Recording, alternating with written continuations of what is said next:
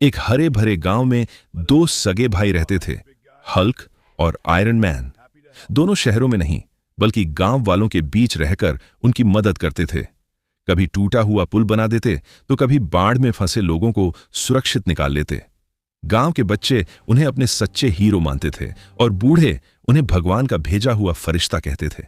सब कुछ ठीक चल रहा था, लेकिन एक दिन अचानक आसमान का रंग लाल हो गया।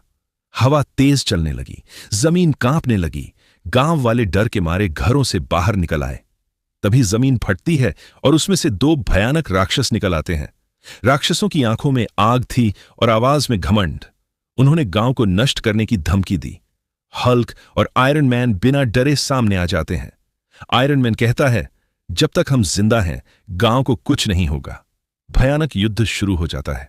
आयरन मैन अपनी पूरी ताकत लगा देता है, लेकिन राक्षस बहुत चालाक होते हैं। लड़ाई के बीच एक राक्षस धोखे से आयरन मैन पर हमला करता है और आयरन मैन गिर जाता है।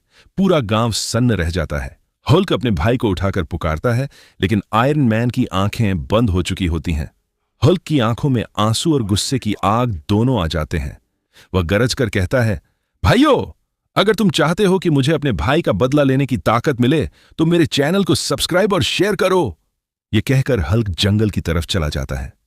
जंगल के अंदर एक रहस्यमयी गुफा थी, जहां पुराने जमाने की शक्तियां छुपी थीं। हल्क वहां ध्यान लगाता है। रहस्यमयी रोशनी उसके शरीर में समा जाती है।